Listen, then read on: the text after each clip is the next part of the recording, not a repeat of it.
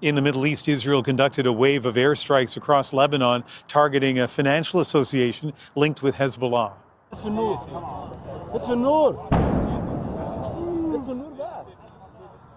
These blasts were right next to Beirut's airport. Israel's defense forces promised to carry out a large number of strikes on the organization it says finances Hezbollah activities.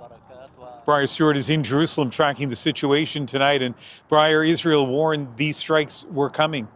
Just before the strikes got underway, Ian, people located near specific buildings were alerted that they need to leave quickly and be at least 500 meters away. There were reports that sidewalks and streets were clogged with people trying to get out of the area. Now, Israel is targeting the financial arm of Hezbollah, a group that has been declared a terrorist organization by several countries, including Canada. And specifically, they're targeting a financial institution called Al-Qard Al-Hassan. There's 30 branches across Lebanon, and not only is it used by Hezbollah, but by a few thousand Lebanese residents as well.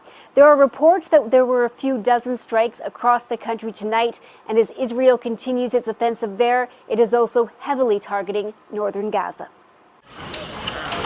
Rescuers believe that underneath all of this, people still may be trapped. This block is in the city of Bet Latya in the north of Gaza. It was hit by strikes late Saturday night. We rushed out to the screaming of women and children. We found out that our neighbors were targeted with bombs, says resident Ahmed Al-Hajim. The injured, including young children, were taken to one of Gaza's remaining hospitals. The dead were lined up outside. Health officials say at least 87 were killed in the strike. Israel's military calls that an exaggeration. See, the way that they're going to be able to spin this now is by, now that Sinwar is dead, they're going to blame Sinwar and blame like October 7th and the resistance for all of this, because they're going to say like, look what you made us do to you. And that's why these types of reports are done, right? Like they are extremely biased, but then also like do this like plausible deniability where they show the fucking war crimes, but then frame it as, again, look what you made us do to you. If you didn't do October 7th, we wouldn't have done this to you.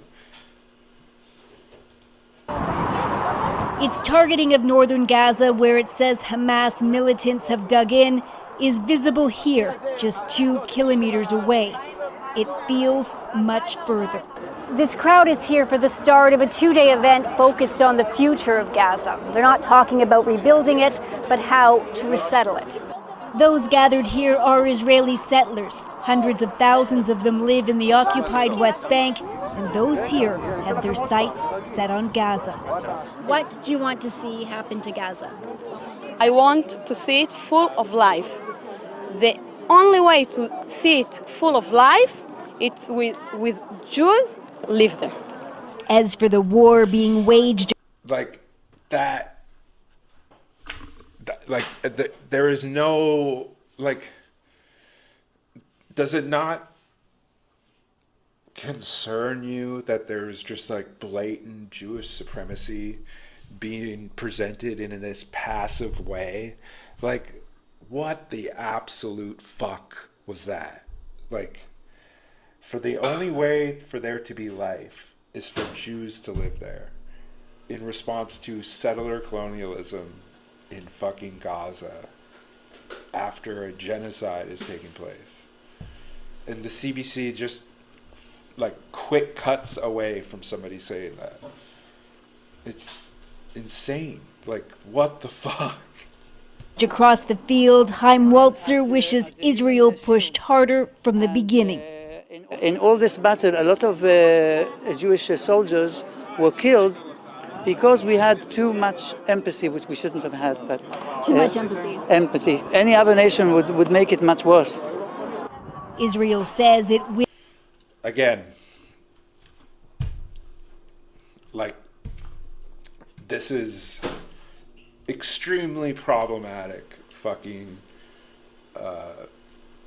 talking points being presented in response to a fucking genocide.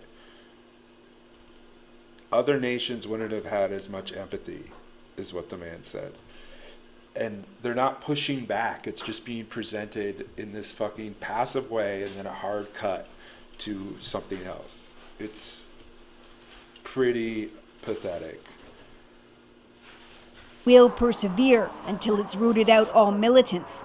Just what will become of Gaza? To be honest, like if you want to be completely honest, at this point, like if they were to settle Gaza, right, that would be a fucking war crime, right? No one would recognize it. And the people who were complicit in Western nations, like say the fucking news, would be, you know, eventually sought out as aiding and abetting these war crimes. So like this is, I don't even understand how they could give that, like at least push back to say what I just said, that like if they were to do that, it would be a fucking war crime. They don't even recognize the settlements that they already have in the West Bank. Gaza's blackened neighborhoods is still very unclear. The UN has condemned the strikes in northern Gaza. Humanitarian groups have called the situation dire. There's not enough aid, and the hospitals that are functioning are overwhelmed. Barry Stewart,